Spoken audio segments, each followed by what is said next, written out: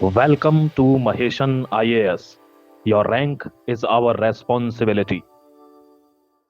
Hello, जय हिंद, वंदे मातरम। दोस्तों, आज का ये वीडियो आप सबके लिए काफी महत्वपूर्ण है। इस वीडियो को अंत तक देखिएगा और एक एक पॉइंट को समझने की कोशिश कीजिएगा।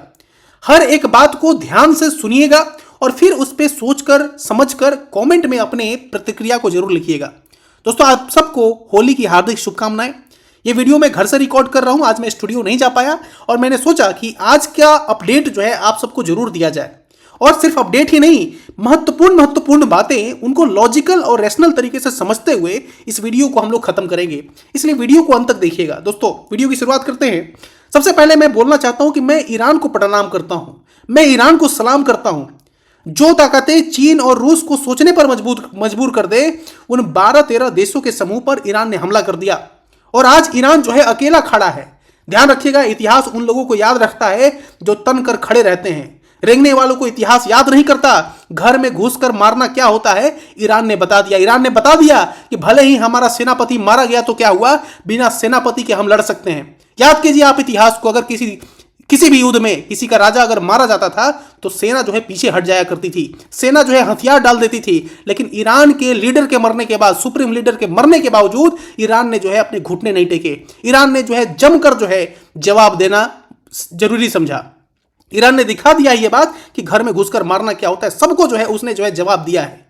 ये लड़ाई सिर्फ ताकत की नहीं है दोस्तों, ये हौसले की लड़ाई है। और हौसले जो है होते हैं हथियार से बड़े होते हैं। भले ही अमेरिका के पास बहुत हथियार होंगे, इजराइल के पास बहुत सारे हथियार होंगे, लेकिन ईरान के पास हौसले हैं। दोस्तों, आप सोच रहे होंगे कि मैं ऐसा क्यों बोल रहा हूं। दोस्तों, ये आप तस्वीर देखिए एक बार। इस तस्वीर को आप ध्यान से देखिएगा। मेरे सामने जो है एक स्कूल का बैग है। ये एक स्कूल का बैग है और इस स्कूल का बैग जो है वो किसका है? एक स्कूल का बैग किसका होता है दोस्तों? इस पे आप एक बच्चे की तस्वीर आप देख सकते हैं यहाँ पे। दोस्तों, ये स्कूल का बैग जो है ये हमें बताता है कि ईरान के आने वाले भविष्य को खत्म कर दिया गया। दोस्तों, ये प्रेसिडेंट है उनका, जो एक बार जो है आप कमेंट पढ़िए, ट्वीट पढ़िए। Attack on hospitals, strike at life itself, attack on school target a nation future, targeting nation children blatantly, violation humanitarian principles, the world must condemn it. I stand with my grieving nation. Iran will not remain silent yield to these crimes. ये जो crime है इसके खिलाफ तो जवाब दिया ही जाएगा। लेकिन वो कौन लोग हैं दोस्तों जिनको बच्चों से बहुत नफरत है? ये कौन लोग हैं? इन लोगों ने इतने सारे कब्र जो है इन बच्चों के खुदवा दिए। दोस्तों, 165 बच्चे मारे गए जिनकी उम्र 7 साल, 6 साल, 5 साल, 10 साल थी। सारी की सारी लड़कियां थी। दोस्तों, क्या आपका दिल जो है, इस तस्वीर को आप ध्यान से देखिए, इस तस्वीर को ध्यान से देखिए। इस तस्वीर को देखने के बाद अगर आपके अंदर वो गुस्सा नहीं आ रहा है इन लोगों के खिलाफ, तो आपके अंदर की मानवता मर चुकी है। दोस्तों, लड़ाई होनी चाहिए। और लड़ाई आप याद कीजिए ना, बहुत सारे लोग महाभारत का एग्जांपल देते हैं और कहते हैं कि भाई युद्ध में कैसा सब कुछ चलता है, युद्ध में, है ना, युद्ध में सब कुछ चलता है। आप छल कीजिए, आप जो है धर्म कीजिए, कुछ भी कीजिए, सब चलता है युद्ध में। क्या अभिमन्यु के साथ जो हुआ महाभारत में वो भूल गए आप? अभिमन्यु के साथ जो हुआ, क्या उसको धर्म युद्ध कहेंगे आप? किस तरीके से एक निहत्थे को, एक अकेले को घेर कर मारा गया महाभारत के युद्ध में, क्या उसका आप समर्थन करते हैं? नहीं। इन मासूम बच्चों ने क्या किया था उनका? इन मासूम बच्चों को क्यों मारा गया? हॉस्पिटल्स पे क्यों अटैक हो रहे हैं? स्कूल्स पे क्यों अटैक हो रहे हैं? जो सोल्जर लड़ रहे हैं, जिनका काम है लड़ना, उनकी अगर हत्या की जाती है, वो अगर मारे जाते हैं, उनकी शहादत होती है, तो वो समझ में आती है बातें। लेकिन अगर मासूम बच्चे जो ये मारे जा रहे हैं, जो स्कूल में पढ़ने वाले 4 साल, 5 साल, 6 साल के बच्चे मारे जा रहे हैं, उनका किसी भी तरीके से, उनका मृत्यु, उनका जो है किसी भी तरीके उनकी हत्या जो है, उसका समर्थन कोई व्यक्ति नहीं कर सकता अगर उसके अंदर मानवता है। तो दोस्तों, कैसे आप जो है इस तस्वीर को देख के आपके जो है दिल जो है पसीजता नहीं है? लोग महाभारत और रामायण का एग्जाम्पल देते हैं। आप रामायण का देखिए ना, क्या रावण और जब राम में युद्ध हो रहा था, वहां पे आपने धर्म नहीं देखा? क्या राम ने कभी भी ऐसा आपको देखा कि राम ने किसी निहत्थे पे, किसी ऐसे व्यक्ति पे हमला किया, किसी व्यक्ति को मारा जो युद्ध से नहीं जुड़ा हुआ हो? उस रामायण में आपने देखा होगा, जितनी भी तस्वीरें आपने देखी, जितने भी कांड उसमें देखे आपने, क्या वहां पे आपने कभी भी देखा ऐसा कुछ? इसीलिए तो हम उनको मर्यादा पुरुषोत्तम कहते हैं। उन्होंने मर्यादा में रहकर अपनी सारी बातों को रखा और सारी युद्ध को भी मर्यादा में रखकर लड़ा। उन्होंने कभी अन्याय नहीं किया किसी के साथ। ये अन्याय है, सीधे सीधे इन मासूम बच्चों को मारना अन्याय है। दोस्तों, दूसरी बात आगे देखिए आप। देखो दोस्तों, मैं खेमनेई का कोई समर्थक नहीं हूं, लेकिन खेमनेई के जज्बे को आज मैं सलाम करता हूं। ये वो खेमनेई है जिसने घुटने टेकने से मना कर दिया। ये सारे लोग, ये पाकिस्तान, ये यूएई, ये कतर, ये दोहा, ये बहरेन, ये सारे लोगों ने अमेरिका के आगे नतमस्तक हो गए। ये अमेरिका जो आज खुद समझता है कि मैं चौधरी हूं, मैं दादा हूं और इसकी दादागिरी चलेगी पूरी दुनिया में, इसके आगे जो है ईरान ने झुकने से मना कर दिया। दोस्तों, क्यों नहीं झुकने से मना करेगा कोई? क्या उसका आत्मसम्मान, उसका आत्म स्वाभिमान भी तो कोई चीज होती है। दोस्तों, आत्मस्वाभिमान क्या था, आत्मसम्मान क्या था? देखो, अमेरिका ये कहता है कि भाई ये जो खेमनई था ये डिक्टेटर था, और एक डिक्टेटर को हटाने के लिए हमने ये किया। हम चाहते थे कि इसको हटाकर जो है हम वहां पे एक अच्छी सरकार लाएं। क्या खेमनई आज से शासन कर रहे हैं? मैं आपको 10 एग्जाम्पल दे सकता हूं जहां पे अमेरिका ने सिर्फ अपने अपने इंटरेस्ट के लिए, अपने स्वार्थ के लिए एक पूरे राज्य को खत्म कर दिया, एक पूरे देश को खत्म कर दिया। क्या लीबिया में हुआ, क्या गद्दाफी के साथ हुआ, क्या सद्दाम हुसैन के साथ हुआ, क्या वेनेजुएला के साथ हुआ, ये सब भूल गए आप? क्या अफगानिस्तान में किया उसने, क्या पाकिस्तान में किया, क्या नेपाल में किया, क्या बांग्लादेश में किया, ये भूल गए हैं आप? ये इसमें किसका हाथ है? पूरा इसमें सीधा सीधा हाथ जो है वो अमेरिका का है। दोस्तों, आज अमेरिका ने कुछ ऐसा किया है जिसने भारत को अब चुनौती देने की काम की है। ये एक बार इसको भी पढ़िए, 160 बच्चे जो है ये मारे गए। इस तस्वीर को मैं जब भी देखता हूं दिल जो है पसीज जाता है। मैं कहता हूं कि युद्ध लड़े जाएं, और युद्ध में लड़ने वालों को जो है मारा जाए, या फिर आपस में जो लोग लड़ रहे हैं उनकी अगर मृत्यु होती है, उनकी शहादत होती है, तो कोई तकलीफ नहीं है, क्योंकि वो लड़ने गए, उनका काम है लड़ना। लेकिन जो मासूम बच्चे हैं वो लड़ाई से उनका कोई लेना देना नहीं था। उन मासूम बच्चों का कोई किसी भी तरीके से लड़ाई से लेना देना नहीं था। अगर उनकी हत्या की जाती है तो ये सीधे मानवता पे, ह्यूमन का जो एक तरह ह्यूमैनिटेरियन होता है ना, मानवता, ह्यूमैनिटी, उस पर जो है चोट पहुंचाई जा रही है। ये देखिए, ये भारत का अखबार है, कहता है खेमनई खत्म, बदले की आग भड़की। खेमनई खत्म नहीं, खेमनई ने वहां का जो तेहरान टाइम्स है उसने क्या किया कि ईरान के इंडिपेंडेंस के और ग्लोरी के लिए खेमनई ने अपनी शहादत दी है। दोस्तों, अगर ये झुक गया रहता जैसे बाकी लोग झुक गए, ईरान के सामने, ईरान जो है अगर झुक गया रहता अमेरिका के सामने, तो आज खेमनई भी जिंदा होता और इसके देश के लोग भी जिंदा होते। दोस्तों, खेमनई की एकमात्र गलती यह थी कि उसने अमेरिका के सामने घुटने नहीं टेके। ये वही अमेरिका है दोस्तों जिसने सद्दाम हुसैन को फांसी पे लटका दिया, ये कहते हुए कि weapons of mass destruction, WMD, weapons of mass destruction है सद्दाम हुसैन के पास, लेकिन आज तक वेपन्स ऑफ मास डिस्ट्रक्शन नहीं मिले। आपको एक और बात बताऊं, ईरान और अमेरिका के बीच में बातचीत चल रही थी। ओमान जो देश है वो मीडिएशन कर रहा था, इनके बीच में मध्यस्थता कर रहा था। ओमान ने यह बात कह दी थी कि दोनों पार्टी में बातचीत चल रही है और आने वाले समय में अच्छे रिजल्ट देखने को मिलेंगे। इसके बावजूद अमेरिका और इजराइल ने अटैक किया ईरान पे। जब दोनों देशों में बातचीत चल रही थी और ये मनाया जा रहा था, ये माना जा रहा था कि आने वाले समय में अच्छे रिजल्ट आ सकते हैं, उसके बावजूद अगर अटैक किया गया ईरान पे, तो ये दिखाता है कि ईरान की अखंडता और संप्रभुता, यानी कि उसकी इंटीग्रिटी और सोवरेनिटी पे ऊपर जो है चोट पहुंचाई गई। और इसीलिए आज खेमनई इस देश में, दुनिया में नहीं है। खेमनई आज खेमनई इस दुनिया में नहीं है, लेकिन खेमनई के जो देश वाले हैं वो खेमनई के लिए नहीं लड़ रहे हैं, अपनी मातृभूमि के लिए लड़ रहे हैं। खेमनई तो रिलीजियस लीडर था, सुप्रीम लीडर था, ना राष्ट्रपति था ना प्रधानमंत्री था, वो अपने कम्युनिटी का सुप्रीम लीडर था। खेमनई से लोगों को कोई हमदर्दी हो या नहीं हो, लेकिन ईरान की मातृभूमि के लिए उनकी हमदर्दी है। ये 160 बच्चों के लिए उनकी हमदर्दी है और वो लड़ेंगे। और इसीलिए अभी तो हालत खराब कर दिया है उन्होंने अमेरिका का। इनको पता है कि हम जीत नहीं सकते। लेकिन मैं बोला हूं ना आपको, एक शायरी भी मैंने बताई थी पिछले क्लास में कि वो शायरी मैं फिर से भूल रहा हूं, लेकिन वो शायरी जो है मैंने बताई थी आपको कि वो तिल्फ क्या गिरे जो घुटने के बल चले, गिरते हैं 100 सवार ही मैदान जंग में, वो तिल्फ क्या गिरे जो घुटने के बल चले। ऐसे ही कोई शायरी है, आपको पता होगा बेहतर तरीके से। जो पीठ दिखाकर भाग जाए, जो झुक जाए, वो मर्द नहीं होता। दोस्तों, भले ही ईरान और खेमनई में 50 कमियां होंगी, लेकिन एक बात की तो मैं सच में सैल्यूट करता हूं दोस्तों, आज सलाम करता हूं और दिल से प्रणाम करता हूं इस देश के, ईरान के उन सारे योद्धाओं को जिन्होंने अपने मातृभूमि के लिए अभी जो है पूरी दुनिया के साथ लड़ने को तैयार हो गए हैं। क्या गलती थी ईरान की? क्या ईरान ने अटैक किया था सबसे पहले? नहीं, इन लोगों ने पिछले साल भी अटैक किया था, आपको अगर याद हो तो। अमेरिका ने पिछले साल भी ईरान पे अटैक किया था और उसने कहा था कि भाई ईरान के जितने भी न्यूक्लियर साइट्स है जहां पे वो न्यूक्लियर वेपन बना रहा है उन सबको विध्वंस कर दिया गया है। लेकिन हकीकत आपको बताऊं, अभी भी आज का रिकॉर्ड मैं बता रहा हूं, अभी मैं आपको दिखाऊंगा आने वाले इसी वीडियो में कि ईरान में ऐसा कुछ मिला ही नहीं है। ये तो सिर्फ तेल की लड़ाई है, ये तो सिर्फ ऑयल की लड़ाई है, ये आपको समझना होगा। और सबसे बड़ी बात दोस्तों, आज मुझे सच में बहुत अफसोस हो रहा है। भारत की सरकार को स्टैंड लेना होगा। अब भारत की सरकार खुले में समर्थन कर दे इजराइल की या फिर खुले में समर्थन कर दे ईरान की, ये सीधी बात है दोस्तों। चाटुकारिता नहीं चलेगी, अब खुलेआम बात होगा। क्यों? क्योंकि देखो, ये ईरान का जो है एक वॉरशिप आया हुआ था, कहां पे? इंडिया में। और ईरान का जो ये वॉरशिप है इंडिया में आया हुआ था और इसको जो है एक एक्सरसाइज चल रही थी, इसका नाम था मिलान एक्सरसाइज। और भारत की जो हमारी जल सेना है ना, हमारी जो नेवी है और जो ईरान की नेवी है, इन दोनों का एक्सरसाइज चल रहा था। ये एक्सरसाइज 25 फरवरी के आसपास ये एक्सरसाइज हुआ हमारा। और उसके बाद से ये जो फ्लीट है, ये जो वॉरशिप है, ये यहां से चला गया और ये अभी इंडियन ओशियन में ही था दोस्तों, श्रीलंका के करीब था। और अमेरिका ने इस पूरे वॉरशिप को उड़ा दिया। और इसने ये क्या लिखता है white house, the Iranian worship thought it was safe in international water, it wasn't.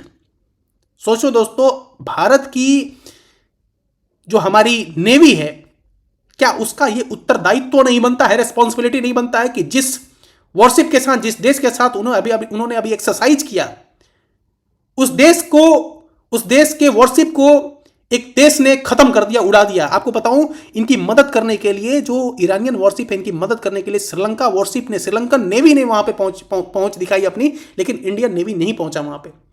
हाँ, ये इंटरनेशनल वाटर है, मैं मानता हूं, लेकिन आप याद कीजिए, गांव देहात में आदमी, अगर हमारे यहाँ कोई जो है, हमारा कोई गेस्ट आता है, तो ये हमारी रिस्पॉन्सिबिलिटी होती है कि वो अपने घर जो है सुरक्षित तरीके से पहुंच सके, उसकी सुरक्षा जो है हमारी जिम्मेवारी होती है। लेकिन इस तरीके से इंडियन ओशियन में जिस तरीके से अमेरिका ने आके किया है, और देखो किसका इस्तेमाल किया है, टॉर्पेडो का इस्तेमाल किया है। ये टॉर्पेडो का इस्तेमाल हाल फिलहाल के 10-15 सालों में नहीं हुआ था। टॉर्पेडो का इस्तेमाल करके उसने इस इंटरनेशनल वाटर में, इंडियन ओशियन के इंटरनेशनल वाटर में उसने क्या किया है, ईरानियन वॉरशिप को खत्म कर दिया, और 150 लोग मारे गए हैं इसमें, 150 लोग मारे गए दोस्तों। क्या ये जो अमेरिका जो है, इसकी दादागिरी ऐसी ही चलेगी? क्या इसकी दादागिरी के आगे हम नतमस्तक हो जाएं? इन लोगों ने दादागिरी करके हमारा जो रशिया के साथ जो रिलेशन था, उसको क्या कर दिया इन लोगों ने। हमने ट्रेड डील साइन किया, ट्रेड डील पे जो एक नॉर्म था वो क्या था कि भाई हमको तेल नहीं खरीदना, और तेल खरीदने की ही वजह से भारत पर इतने सारे टैरिफ लगाए इसने। ये टैरिफ का डर, यही डर तो नहीं दिखा पाया खेमनेई को, और खेमनेई ने सरेंडर करने से मना कर दिया, और ये हाल जो है खेमनेई ने जब किया उनका, तो उसका जवाब जो है मिला, और खेमनेई की मृत्यु हुई, उसकी शहादत हुई। तो इसको दोस्तों, ये है ईस्टर्न नेवल कमांड, ये भारत की जो हमारी जो नेवी है उसके तरफ से जो है ये ट्वीट आया था, और ये ट्वीट ज़्यादा दिन पुराना नहीं है, 10 दिन पुराना है। इंडियन नेवी वेलकम्स IRIS देना of the Iranian navy on her arrival Visakhapatnam. Visakhapatnam में ये एक्सरसाइज चल रहा था, मिलान 2026, इंडिया और ईरान के बीच में। ये कितनी दुख की बात है कि कोई गेस्ट, कोई हमारे यहाँ अतिथि आता है, उसकी सुरक्षा को हम सिक्योर नहीं कर पाए, उसकी सेफ्टी को हम सिक्योर नहीं कर पाए। हम नहीं समझ पाए कि भाई ये जो लोग हैं, जो 150-200 लोग ये जो आए हुए हैं भारत में, जिनके साथ हम आज एक्सरसाइज कर रहे हैं, तैयारी कर रहे हैं किसी भी एक विपरीत परिस्थिति के लिए, इन लोगों की जान की कीमत को जो है हमें समझना चाहिए, और इनको सुरक्षित तरीके से इनको घर पहुंचा देना चाहिए। ये गेस्ट थे हमारे, इंडियन ओशियन में मारा गया इनको दोस्तों, इंडियन ओशियन में, और किसी ओशियन की बात नहीं कर रहा हूं मैं, इंडियन ओशियन में मारा गया, जहां पे कहा जाता है कि भारत का प्रभुत्व है।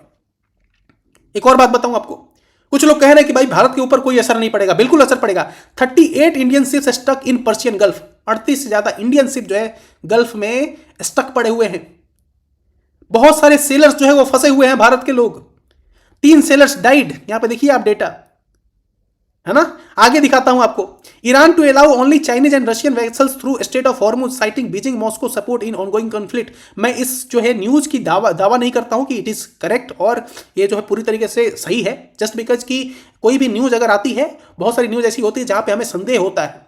इस न्यूज पे मुझे संदेह है कि ये सही है या गलत है, लेकिन अगर ये न्यूज आ रही है तो बहुत बड़ी न्यूज है दोस्तों, कि ईरान ने बोला है कि भाई चाइनीज और रशियन वेसल्स को हमें अलाउ करेंगे स्टेट ऑफ हॉर्मुज से, बाकी किसी देश को नहीं करेंगे। भाई भारत तो न्यूट्रल है, भारत ने तो किसी का साथ नहीं दिया, तो भारत के लिए ये परमिशन क्यों नहीं मिला? हमारे बहुत सारे शिप्स वेट कर रहे हैं, गल्फ में फंसे हुए हैं, तो उनको ये परमिशन क्यों नहीं दी गई कि भाई आप निकलिए? देखो दोस्तों, आज भारत को कोई देश आंख नहीं दिखा सकता। उसके पीछे एकमात्र वजह जो है वो है परमाणु हथियार।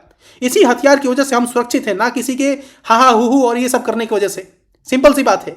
18 मई 1974 का वो दिन याद कर लीजिए, जब राजस्थान के पोखरण में बुद्धा, लाफिंग बुद्धा, स्माइलिंग बुद्धा हमने टेस्टिंग किया था। स्माइलिंग बुद्धा वो परमाणु परीक्षण था जिसने हमारे देश को परमाणु क्लब में शामिल कर दिया। क्या हिम्मत रही होगी उस आयरन लेडी की, सच में नमन करता हूं मैं। बहुत सारी मतभेद हो सकते हैं किसी भी पॉलिटिकल पार्टी से, आइडियोलॉजी से, लेकिन जो अच्छी चीजें हैं उनको नकारा नहीं जा सकता। स्माइलिंग बुद्धा का क्रेडिट कोई और ले लेगा क्या? होमी जहांगीर बाबा से लेके एपीजे अब्दुल कलाम से लेके इंदिरा गांधी से लेके इन लोगों को क्रेडिट जाता है, बिल्कुल जाता है। अटल बिहारी वाजपेयी को क्रेडिट जाता है।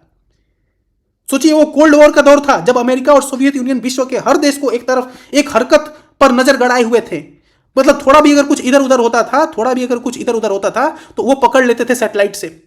उस समय, है ना, उस समय कौन था राष्ट्रपति अमेरिका का? रिचर्ड निक्सन पूरा ताकत लगाया हुआ था कि कोई भी देश जो है न्यूक्लियर वेपन उसके पास ना आ पाए।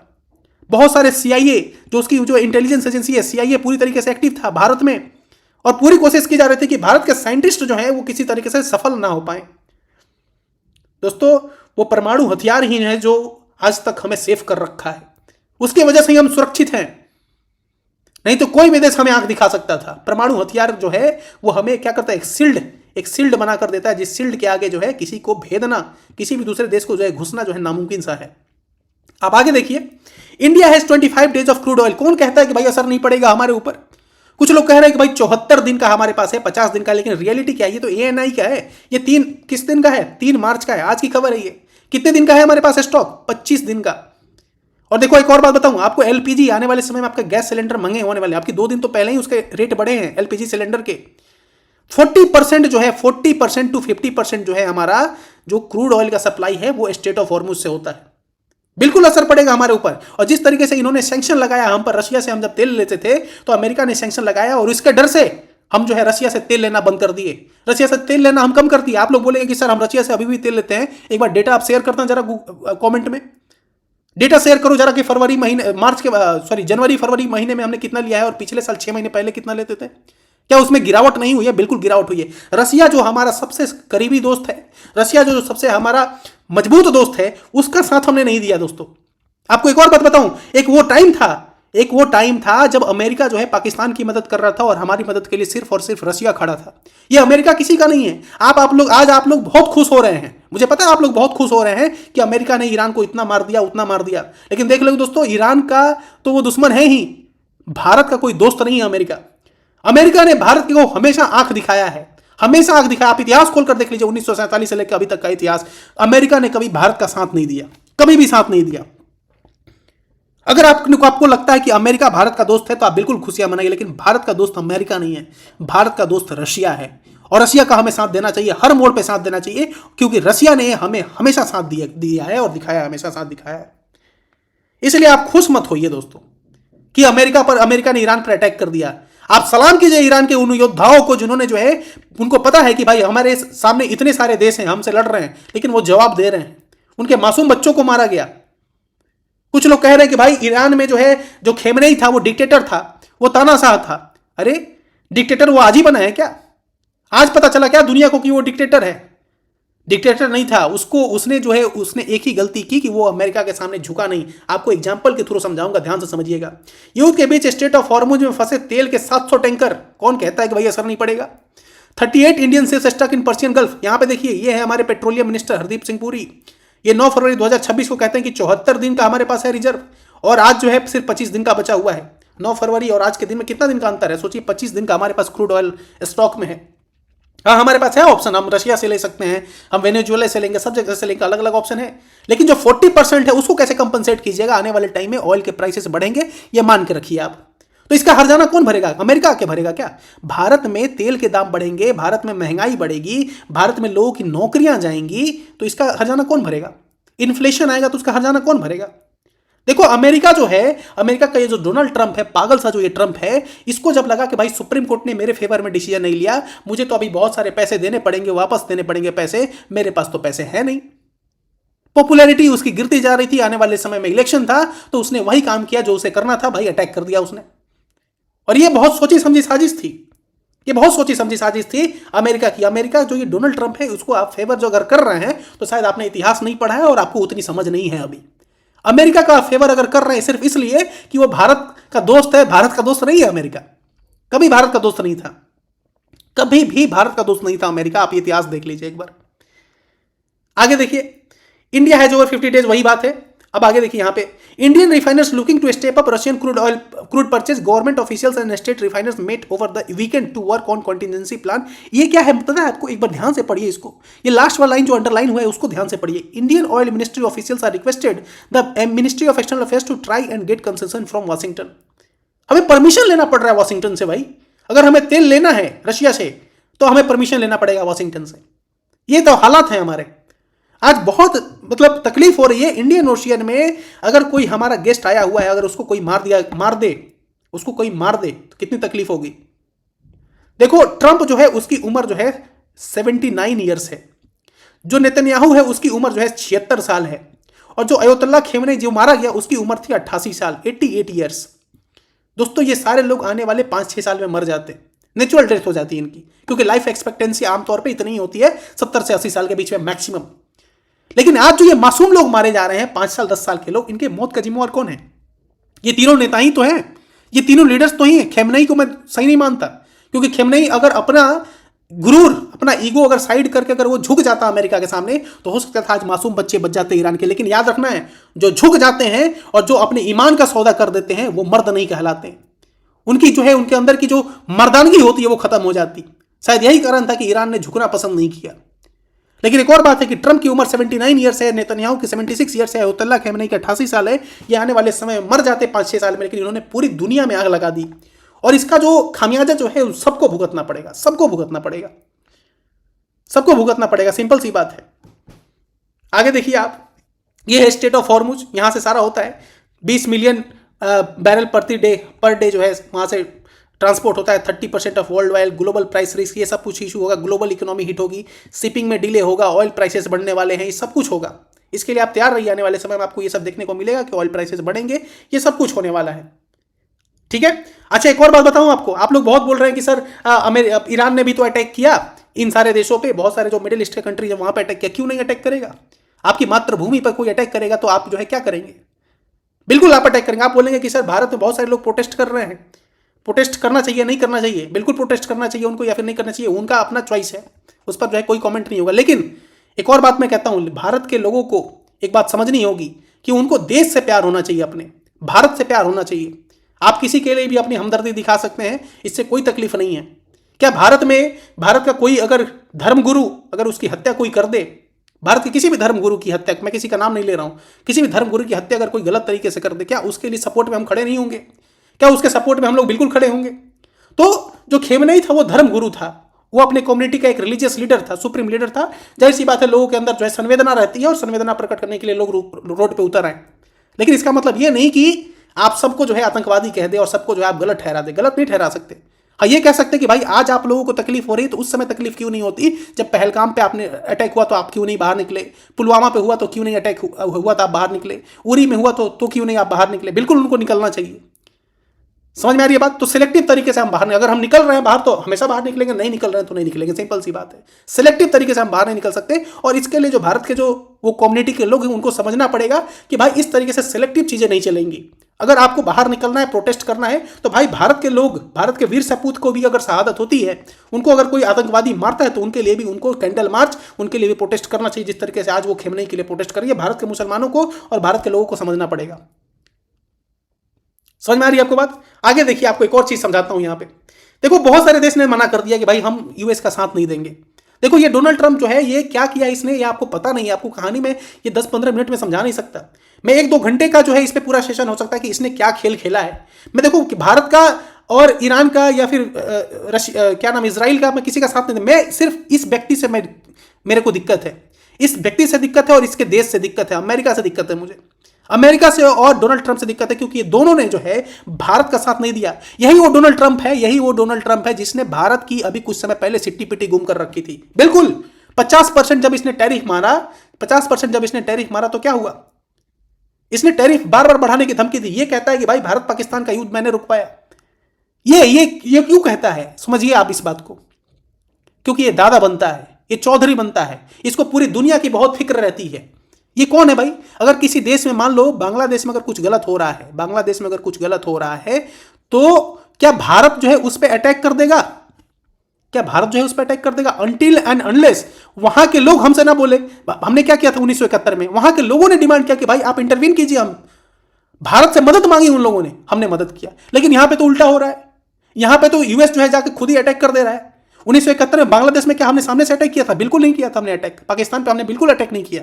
अनटिल एंड अनलेस, जब तक उन लोगों ने हमसे मदद नहीं मांगी, और जो ये लोगों का माइग्रेशन हो रहा था, वहां से बांग्लादेश से बहुत सारे लोग भाग के भारत में आ रहे थे, भारत की जनसंख्या बढ़ रही थी, तब इंदिरा गांधी ने यह स्टेप लिया कि भाई अब हमको अटैक करना पड़ेगा। यह स्थिति होती है। ऐसी परिस्थिति में अगर आप निर्णय लेते हैं अटैक करने का तो वो जायज है। लेकिन जो देश सरेंडर करने को तैयार है, जो देश बात करने को तैयार है, जो देश बातचीत के टेबल पर बैठा हुआ है, उसको आपने अचानक हमला करके उसके लीडर को मार दिया, तो भाई वहां से तो रिटेलिएशन होगा, उसको आपको झेलना पड़ेगा। अब ईरान हारे या ना हारे, लेकिन इतिहास में उन्होंने अपना नाम दर्ज करा लिया कि वो अमेरिका के सामने उन्होंने घुटने नहीं टेके। इस बात को मानना पड़ेगा। जिस तरीके से आप देखिए, आपको आगे भी समझाऊंगा। देखिए यहाँ पे चाइना जो है, चाइना के जो मिनिस्ट्री ऑफ फॉरेन अफेयर्स है, उसके स्पोक पर्सन ने यहाँ पे कंडेम किया है। कंडेम किया है उन्होंने, यूएस ने जो किया उसका कंडेम किया है, जो स्ट्राइक किया है ईरान पे उसका कंडेम किया है। ये क्लियर कट ये होता है कि भाई मैं इसके साथ हूं और इसके साथ नहीं हूं। ये क्लियर कट जो है एक तरीके से स्टेटमेंट होता है। अमेरिका की इतनी हिम्मत नहीं है कि चाइना में जाके कुछ कर दे, रशिया में जाके कुछ कर दे, क्योंकि उसको अपना औकात पता है, उसको अपना औकात पता है। लेकिन ये अमेरिका जो चौधरी बना घुमा फिरता है, दादा बना घुमा फिरता है, आज उसकी इतनी हिम्मत हो गई है कि इंडियन ओशियन में आकर उसने एक हमारे जो एक मित्र बनकर जो लोग आए थे हमारे साथ बैठकर, उन्होंने जो है एक एक्सरसाइज की, एक हमने सैन्य अभ्यास किया, उन लोगों पर उसने जो हमला किया है और हमला करके मारा है, ये बहुत ही एक तरीके से गलत है। समझ में आ रही है बात? Trump says it's too late for talk with Iran. देखो ये कह रहा है कि भाई बहुत लेट हो चुकी है, ईरान से हम बातचीत नहीं करना चाहते। अरे बातचीत तो तुमने किया ही नहीं, बातचीत करते तो भाई एक बार क्या होता, मामला सुलझ गया रहता, मामला सुलझ गया रहता, लेकिन बातचीत तो हुई नहीं। दूसरी बात, आपको एक और बात बताऊं, यही वो ट्रम्प है जो कहता है कि भाई ईरान अब बातचीत करने को तैयार है लेकिन हम बात नहीं करेंगे। लेकिन ईरान ने क्या कहा? ईरान ने कहा कि भाई अब जंग आपने शुरुआत की है तो खत्म हम भी करेंगे। ये देखिए अमेरिका की हड़बड़ाहट क्या है। अमेरिका ने बोला है कि भाई जो अमेरिकन हैं मिडिल ईस्ट में, उनके लिए सिक्योरिटी अपडेट है, इन सारे कंट्री में आपको ट्रेवल नहीं करना है। Syria, Yemen, Iraq, Lebanon, Bahrain, Israel, West Bank, Gaza, Jordan, Kuwait, Oman, Qatar, इन सारे देशों में आपको ट्रेवल नहीं करना है। सीधे सीधे जो है यहाँ पे रिस्ट्रिक्शन लगा दिया। एक और बात कहूंगा, आप मेरी बात से अगर आपको तकलीफ हो रही है कमेंट में लिखिएगा जरूर, मुझे कोई दिक्कत नहीं है, लेकिन कितने शर्म की बात है कि हम अपने मेहमान को सुरक्षित घर वापसी भी सुनिश्चित नहीं करा सके। ये जो IRS देना जो भारत के बुलावे पर अंतर्राष्ट्रीय फ्लीट ड्रिल में हिस्सा लेने आया था और अमेरिकन टॉर्पीडो ने उसको जो है वापस लौटते वक्त मार दिया, ये बहुत मतलब शर्मनाक बात है हमारे लिए। समझ में आ रही है आपको बात? कोई विरोध अभी इसका नहीं आया है, इसका कोई विरोध नहीं कर रहा है भारत में, कोई विरोध करने के लिए खड़ा नहीं है। एक और चीज समझिए यहां पे, what did removing Saddam Gaddafi Assad get us? Chaos, civil war, genocide. Saddam Hussein को हटा के, गद्दाफी को हटा के, अस्साद को हटा के हमें क्या मिला? केओस मिला, सिविल वॉर मिला और जेनोसाइड मिला। देखो दोस्तों, ये कहता है कि भाई मैं ह्यूमैनिटी के लिए काम कर रहा हूं, अमेरिका कहता है कि मैं ह्यूमैनिटी के लिए काम कर रहा हूं, मैं ईरान के लोगों के लिए काम करता हूं और मैं ईरान के लोगों की रक्षा के लिए मैंने खेमनेई को मार दिया। लेकिन ईरान के लोगों को जो ये मार रहा है, ईरान के जो मासूम बच्चों को ये मार रहा है, उसको कैसे जस्टिफाई कीजिएगा आप? एक तरफ तो आप कहते हैं कि भाई मैं ईरान के लिए काम कर रहा हूं और एक तरफ ये कहता है कि भाई मैं ईरान के लोगों को मारूंगा भी। The rule for regime change operation in the Middle East is that they don't flip a country from bad to good, they flip a country from bad to worse. कह रहा है कि ये जिन सारे देशों में, लीबिया हो, वेनेजुएला हो या फिर कोई भी इराक हो, कोई भी देश हो, यहां पे मतलब बैड टू गुड नहीं हुआ, मतलब पहले खराब था तो अच्छा नहीं हुआ, बल्कि बैड टू वर्स हो गया। ये सिचुएशन कर दिया अमेरिका ने। अमेरिका ने गद्दाफी को हटाया, वहां से तेल लूटा। गद्दाफी लगभग 30 साल तक शासन किया दोस्तों। यहां पे आप देखिए, ये गद्दाफी है, गद्दाफी ने लगभग 30 साल तक शासन किया और 30 साल तक अमेरिका को यह नहीं समझ में आया कि गद्दाफी जो है वो हिटलर है, गद्दाफी जो है वो एक तानाशाह है, गद्दाफी जो है वो एक डिक्टेटर है। लेकिन एक रात पता नहीं अचानक कैसे अमेरिका को समझ में आ गया कि लीबिया का जो गद्दाफी है वो लोकतंत्र का जो है हितैषी नहीं है, इसको उठा के फेंकना चाहिए, और इसलिए उसने गद्दाफी को जो है मार डाला। और उसके बाद क्या था? इनका इंटरेस्ट था सिर्फ तेल में, नेचुरल रिसोर्सेस में। ये किम जोंग को क्यों नहीं मारते हैं? क्योंकि इनको अब किम जोंग उनको मारने में इंटरेस्ट नहीं है। ये वहां पे जाएंगे जहां पे इनको पता है कि भाई हमारी दाल पक सकती है और यहां से हमें बहुत कुछ मिल सकता है। इनको क्या चाहिए? इनको चाहिए नेचुरल रिसोर्सेस, इनको चाहिए मिनरल्स, इनको चाहिए तेल। ये देखिए ना, इस व्यक्ति को ध्यान रखिए, इस व्यक्ति का फोटो देख लीजिए एक बार। इस व्यक्ति ने एक काम किया, अपने जीवन में बहुत होशियारी दिखाई और ये अमेरिका के सामने झुक गया, और जैसे ही इसने झुका इसको प्रेसिडेंट बना दिया गया। He was the most wanted Al Qaeda terrorist by American and today he is the president of Syria. ये अल कायदा का सबसे बड़ा टेररिस्ट था। इसके ऊपर अमेरिका ने लाखों रुपए के इनाम रखे थे कि भाई अगर ये मारा जाएगा तो लाखों रुपए इनाम में दिए जाएंगे। इसने सपोर्ट दिखाया अमेरिका को, इसने सपोर्ट किया इजराइल का, और इसीलिए आज ये सुरक्षित है। इसीलिए कहा जा रहा है कि भाई this is the proof that nobody is terrorist in the world, everybody is a terrorist और इनोसेंट डिक्लेयर्ड बाई अमेरिका।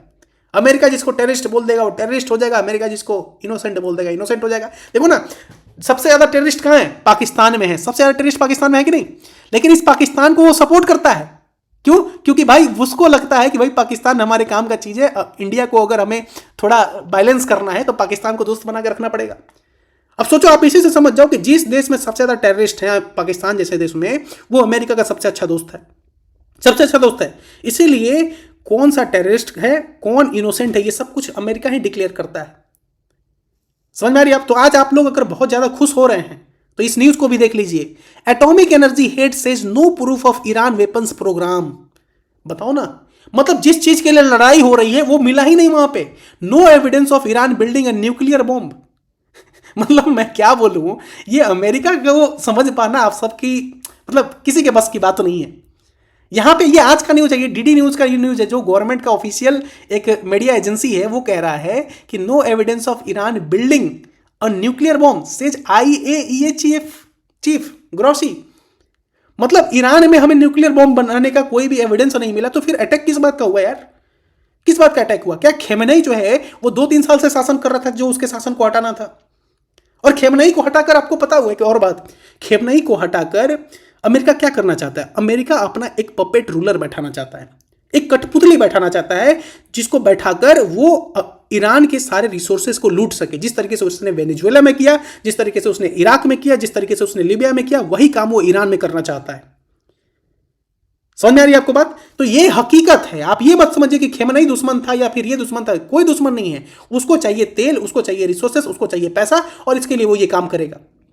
और इसमें सबसे ज्यादा अगर नुकसान किसी का होगा तो बाकी सारे देशों का होगा। अब देखिए अगला देश जो है क्यूबा है। All eyes on Cuba. Cuba की कहानी आपको समझाऊंगा किसी और एक वीडियो में। ये वीडियो काफी लंबा हो रहा है इसलिए यहां पे आपको नहीं बता रहा हूं, लेकिन किसी और वीडियो आपको क्यूबा की कहानी समझाऊंगा कि किस तरीके से क्यूबा को भी अब हथियाने की चाल चली जा रही है अमेरिका की तरफ से।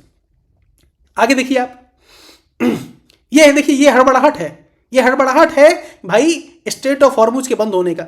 ये हड़बड़ाहट है इतना बड़ा। ये जो ट्वीट आया हुआ एक बार ध्यान से पढ़िएगा तो आपको समझ में आएगा कि स्ट्रेट ऑफ हॉर्मुज के बंद होने का हड़बड़ाहट क्या है डोनाल्ड ट्रंप को।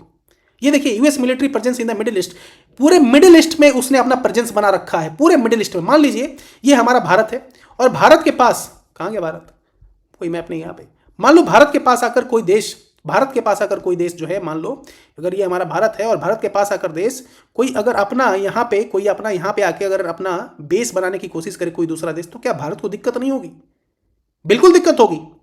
अब देखिए यहां पे क्या हुआ, इसने पूरे मिडिल ईस्ट में अपना बेस बना रखा है। 51,400 जो है इसके तो पूरे सैनिक है इसमें मिडिल ईस्ट में। अब सोचिए पूरे मिडिल ईस्ट को इसने कब्जा कर रखा है। अब जब ईरान इन सारे बेसिस पे मारता है तो इन लोगों को तकलीफ होती है। क्यों नहीं मारेगा? बिल्कुल मारेगा। अब देखिए एक और चीज आपको बता दूं, ये आर्टिकल आप एक बार पढ़िएगा। इंडियन एक्सप्रेस में जो आर्टिकल आते हैं, द हिंदू में जो आर्टिकल आते हैं, उनको एक बार पढ़ा कीजिए आप। Israel the US and war to build unipolar West Asia. इस आर्टिकल को अगर आप समझेंगे, बी एन इंटेलेक्चुअल। अब आप इंटेलेक्चुअल की तरह बात कीजिए। आप जो है इस तरीके से बात नहीं कर सकते भाई कि कोई भी लेमैन की तरह आम लोगों की बात मत कीजिए। आप पढ़ा कीजिए। ये न्यूज़पेपर का आप आर्टिकल पढ़ेंगे है ना, तो आपको बहुत सारी चीजें बेहतर तरीके से समझ में आएंगी। जो मैंने हाईलाइट यहाँ पे कर रखा है इसको आप ध्यान से देखा कीजिए। इसको भी पढ़िएगा, मैं शेयर कर दूंगा पीडीएफ। एक आप सबके लिए क्वेश्चन है कि which of the border touching countries of Iran, तो ये नाम याद रखना है। Tapti, Turkmenistan, Afghanistan, Azerbaijan, Armenia, Pakistan, Turkmenistan और इराक। ये सारे कंट्रीज हैं जो ईरान के साथ टच करते हैं। ये है हमारा ईरान। यहाँ पे आपको सारे कंट्रीज देखने को मिल जाएंगे। समझ में आ रहा है? अफगानिस्तान है, पाकिस्तान है, तुर्कमेनिस्तान है, ठीक है, ये सारे देश हैं। और ये है हमारा स्ट्रेट ऑफ हॉर्मुज। ठीक है, 33 किलोमीटर का जो है ये एक स्ट्रेट है। यहाँ से बहुत सारे ट्रेड होते हैं, आप सबको पता है, मैंने आपको बहुत सारी वीडियो में समझाया है। देखो इंडिया का जो है अपना डिफेंस ठीक है, लेकिन सबसे बड़ी बात क्या है कि इंडिया जो है वो 5th लार्जेस्ट इकोनॉमी है पूरे वर्ल्ड में। और 5th लार्जेस्ट इकोनॉमी होने के बावजूद हम 80th जो लार्जेस्ट इकोनॉमी है, 80th नंबर पे कौन है? श्रीलंका। 80th नंबर पे जो है वो श्रीलंका मदद करने के लिए पहुंच जाता है किसकी? ईरान के उस वॉरशिप की जो भारत में आया हुआ था, विशाखापट्टनम में आया हुआ था। इस श्रीलंका मदद करने के लिए पहुंच जाता है, लेकिन जो 5th लार्जेस्ट इकोनॉमी है उसकी नेवी नहीं पहुंच पाती। क्या कारण है? क्या हम ये इंश्योर नहीं कर सकते थे कि इंडियन ओशियन में जब तक है वो वॉरशिप तब तक वो सेफ रहे? हाँ, उसके बाद अगर वो बाहर जाता है तब उसकी सेफ्टी की जिम्मेवारी हमारी नहीं है, लेकिन जब तक वो इंडियन ओशियन में है तब तक हम क्या उसकी सेफ्टी और सिक्योरिटी का रिस्पॉन्सिबिलिटी ले सकते थे? क्या इस पर भारत को तरफ से, मैं तो देखना चाहता हूं कि भारत की तरफ से इस पर क्या बयान आता है। वो बयान की मुझे इंतजार रहेगी। आप सबके लिए प्रश्न है, इस प्रश्न का जो है आंसर जो है कमेंट में आप लिखिएगा। एक और महत्वपूर्ण सूचना, 72nd बीपीएससी अगर आप बनना चाहते हैं, एसडीएम और डीएसपी अगर आप बनना चाहते हैं, आईएएस आईपीएस तो यूपीएससी के थ्रू बनेंगे आप। ये स्टेट पीसीएस का एग्जामिनेशन है। यहाँ पे अगर आप बनना चाहते हैं एसडीएम डीएसपी और राज्य में आप सेवा करना चाहते हैं तो आप जो है इस कोर्स को ज्वाइन कर सकते हैं। इसकी फी मात्र 999 रुपये है। 15 मार्च से ये जो है कोर्स हमारा स्टार्ट हो रहा है। और अगर आप प्रीलिम्स क्वालिफाई करेंगे तो आपको किसी भी तरह का कोई भी फी नहीं देना पड़ेगा। ये बात सही है, ठीक है। और इसमें बहुत सारे आपको सर्विसेज मिलेंगी, बहुत सारे इसमें फीचर्स हैं। ये फीचर्स को आप एक बार पढ़ लीजिए। और ये जो नंबर दिया हुआ है 9211217767, इस नंबर पे आप कांटेक्ट कीजिए।